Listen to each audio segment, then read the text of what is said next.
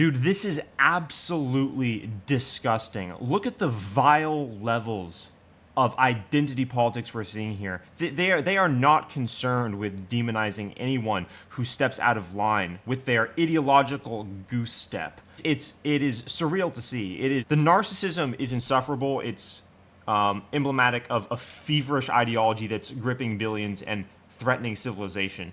Quite frankly, that's the level at which this is at. I'm going to show you multiple tweets demonstrating the level of insanity they are comfortable operating and purporting. So let's look at this tweet.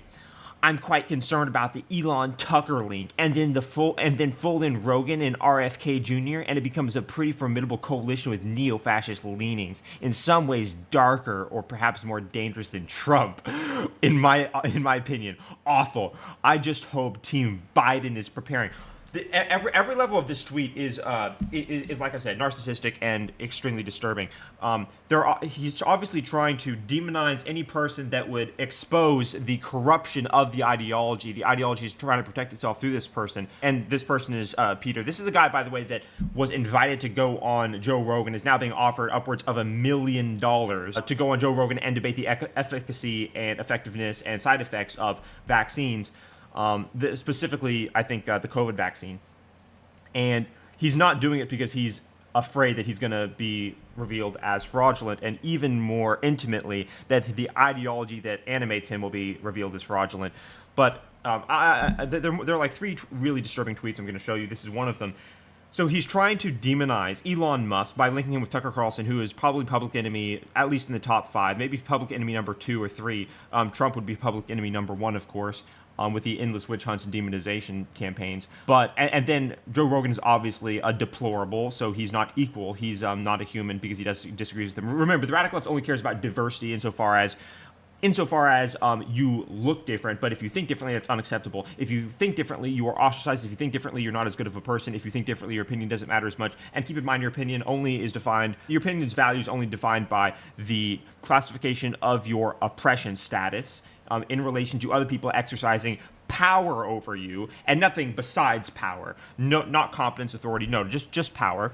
Okay, so in the coalition of neo-fascist leanings, this is incredibly dangerous. I've said this before, but the reason why this is even more disturbing than the intellectual errors made in the 1940s or in Maoist China is that they're demonizing the political class or group of people that disagree with them and hold separate beliefs from them. But then they are also saying, because we are doing this, they are bad people. Because they disagree with us, they're bad people, and we're good people. See, that's the difference. They in like the 1940s, the Nazis didn't bother saying we're good people as a result of them being bad people. They just had to be repulsive. They just had to be disgusting. Here, people like Tucker and Elon Musk and the neo-fascist leanings are repulsive and disgusting to them. But it's actually not. It's actually not like that. It's like they're a threat to the ideology. But the point is that they are so narcissistic and so contemptuous of any person that would step out of line that they would actually say, we are good people as a result of being attacked by these people who aren't even holding cultural power at the level that the left is holding cultural power at this point. And then the comparison to Trump, obviously, it's just so insipid that it's very difficult to even read this. If I'm just telling you my authentic reaction to this, and then I hope Team Biden is preparing. That implies so much corruption. Where do I even begin? We know that the Biden administration has been violating the First Amendment before Twitter was bought and owned, and it was collaborating with Twitter. They're definitely doing the same thing with other social media websites, including the one you're probably viewing this on. How would Team Biden be preparing for American citizens who disagree with the radical left? What does that even mean? That is so fascist. And you see the reversal here, because they're calling us fascist for disagreeing with them, for stepping out of line with the ideology. I want you to understand that their ideology is the new goose step of the 21st century, and it is the greatest threat to civilization that there is. But that's not all. So Joe Rogan is calling this guy out and saying, "You're really calling me a neo-fascist? Seems like that's what you really think, or that's what you're projecting to the masses." No, he's not projecting that. He's outwardly saying it, that these people want you annihilated, and I'm saying that because it's true. And And then this insipid, ideological monster tweets. Spotify has stopped even sort of trying to stem Joe Rogan's vaccine misinformation. See, they are admitting that they believe that big tech is on their side. So they're instantly admitting that they're gaslighting you when they deny that. And then they're saying that they think big tech should censor you for disagreeing with them, and that you're such a bad person that you don't deserve to have an opinion. Their opinion is so correct that they can censor you. This is the definition of fascism. They are admitting to being tyrants. They want to be tyrants. And this is the opposite of inclusive and accepting. The radical left is the inverse of what it claims to be. They are frauds. They are the least accepting. They are the least tolerant. They are the least inclusive group of people that exist. And from all of the online attacks I'm receiving after this absurd podcast, it's clear many actually believe this nonsense. See, in America, you get to believe whatever you want to believe.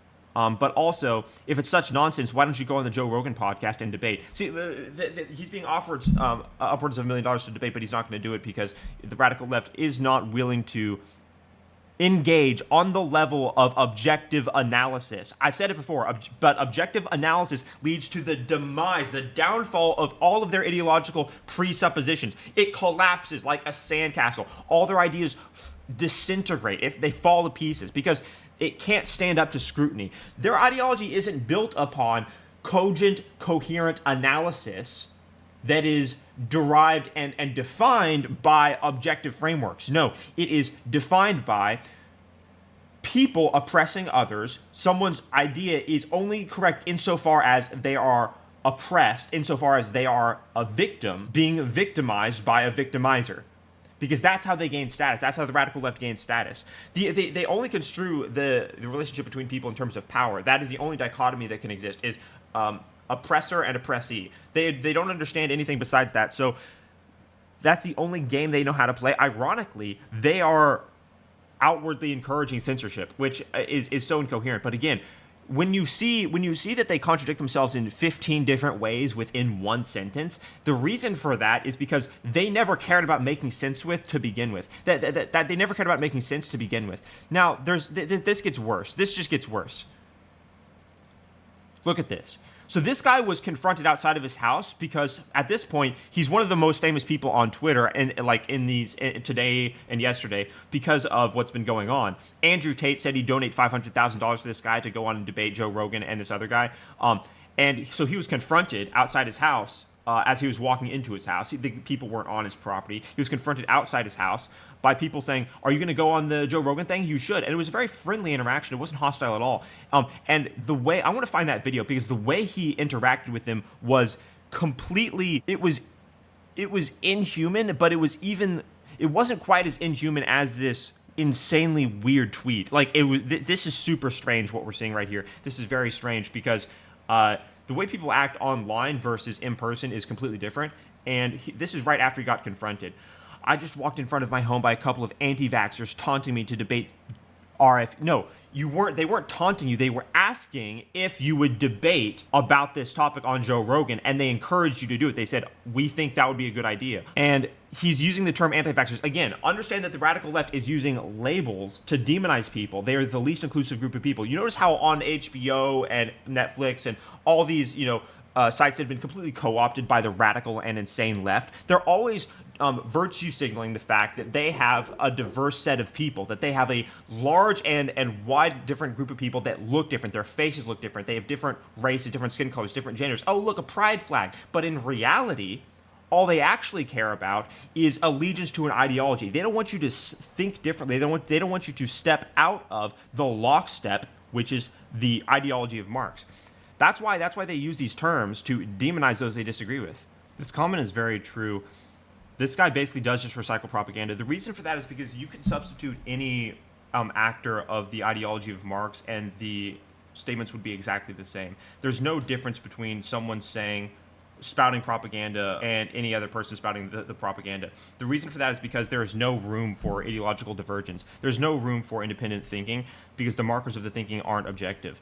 The frameworks of the ideologies aren't susceptible to the interpretations of individuals because in the ideology of Marx that defines all this thinking, individuals don't exist. Yeah, the offer is upwards of $1 million at this point. But it doesn't. It wouldn't matter if it was $1 billion, because the ultimate fear of the agents of the Matrix, whether it's the agents of the Matrix or the people who push the propaganda, is to be humiliated in the eyes of the masses and revealed as frauds. Because that not only ends the game, so to speak, locally, but it demonstrates that they've lied in endless ways over and over and over again, which is ultimately humiliating. It's like the fall of pride. It's like the collapse of an entire set of lies. It's the disintegration of their ideology under scrutiny, which would, render it useless. That's why they don't want to debate. That's the reason why there's no debate happening here, because a debate would result in the annihilation of this guy's positions. And hypothetically, he should be able to debate because he's an expert, expert in quotation marks. But the fact that he's not willing to go on Joe Rogan, especially when, let's be honest, at this point in his life, he's getting the most amount of attention that he's ever going to get for the rest of his life, and the most amount of attention he's ever gotten in his life before. And this is never going to happen again. He's never going to have this opportunity. He's never had this opportunity to raise this amount of money for charity either. And he's still choosing to turn away from this opportunity because he knows that he would be punished, disowned, and rejected by the only ideology that gives him counterfeit virtue. It's like a hamster, trying to drink water from a straw. It's like the virtue inside the like little hamster bottles. It's counterfeit virtue, and the only way you can get the virtue is by calling people names. Oh, this is a fascist. Tucker Carlson's a bad person. Elon Musk is a white supremacist. Yep. You're suckling from the teat of virtue. It's fake virtue. Fake virtue. That's the way it works to these people. I'm glad to see the comments are just destroying him though. This is evisceration. But the fact of the matter doesn't change that. To the radical left, it doesn't care. It doesn't change the fact that to the radical left, they don't care about the backlash, because to them, these aren't people. That's what I want you to understand, is these people aren't just faking their narcissism. It is a cult where the buy-in is counterfeit virtue over others. Counterfeit status and virtue over others. This is just the latest iteration of identity politics being manifested here, and it's not new, but it is more disturbing than what we've seen. The way it works is it just becomes more and more and more disturbing the further we go. And these other tweets that I'm going to react to are also just completely surreal. How is this How is this in times? How did they print this? What is this? Kids are cute, but they're not really eco-friendly. Are you kidding me? They're encouraging people not to have kids. They're encouraging people not to have families. They also notice how the picture is a white nuclear family. These kids are not desirable, right? We shouldn't want to have or encourage families like this. But the black single family, situations where we're raising kids to, with a single mother, those are fine. We're not going to address those, even though it's the society. Even though those are the families that produce the collapse of society, the criminals, etc. The data is very clear on this. But look at this. Not having babies, 58% CO2 saved per year in tons, 58 tons per baby of CO2 avoided. This is anti-humanity. This is motivated by unfathomable resentment and anger at you defying them. They want to depopulate the earth. They think there are too many humans. They are anti-human. This is a definition of evil, by the way. Avoiding transatlantic flights. Right, so you shouldn't be flying, you shouldn't be visiting, you shouldn't be exercising freedom. They don't want you flying overseas. Transatlantic. They don't want you traveling. No vacations for you. Living car-free. This is something that they've been talking about for a while. The World Economic Forum has been speaking of. If you live car-free, you'll save 2.4 tons. Oh my God, that's crazy. So they don't want you to have a car, only electric scooters. Washing clothes in cold water. Okay. Upgrading light bulbs and eating plant-based diets. So you have to eat only the plants and the bugs, no red meat. And it's every aspect of this article is disturbing. Jordan Peterson already tweeted about this, saying these people are. I think he said here. I should try to find the tweet. Yeah, he pinned a tweet about the previous topic I was speaking of. Now YouTube has taken upon itself to actively interfere with the presidential election. This shouldn't be a surprise to us, because given the interference that the government has had violating the First Amendment with Twitter before Elon Musk took over, that has been confirmed by the Twitter files, we shouldn't be surprised that other social media platforms are completely co-opted and owned by the radical left. And we saw also with this Peter guy's admission of the fact that Spotify should be censoring Joe Rogan, that he already knows and expects that that big tech is, one, already on their side, and two, should be censoring the people they disagree with. So there's no room for misinterpretation when it comes to the state of these social media companies. And more than likely, the platform you're viewing this on is going to be censored to some degree. They're looking for ways. So there's the surface level of, okay, this is emblematic of what we're going through in culture, but they're essentially looking for ways to distinguish themselves between people that are pro-humanity and operate in objective frameworks and think their ideas through in a way that makes sense.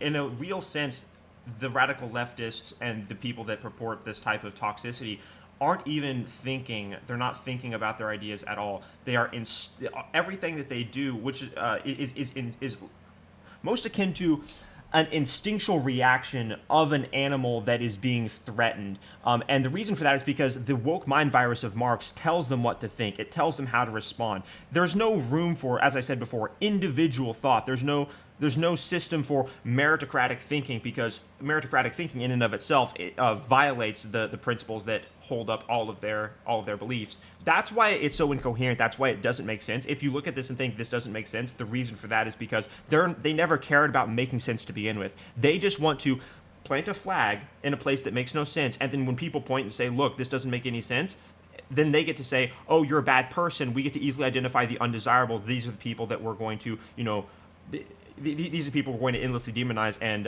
ultimately, I think, do some things that I can't say on YouTube, because this has happened before in history, and the demonization is reaching levels that are surreal. I don't know how another human looks at another human and says, you don't have value as a person. I don't identify you as a human because you disagree with me. I can look at the people that think the most absurd things, and I still recognize their humanity. But these people aren't interested in that, because that wouldn't be progressive enough. That wouldn't be woke enough. That you'd be standing in the way of progress. And if you stand in the way of progress, what's the point of your existence?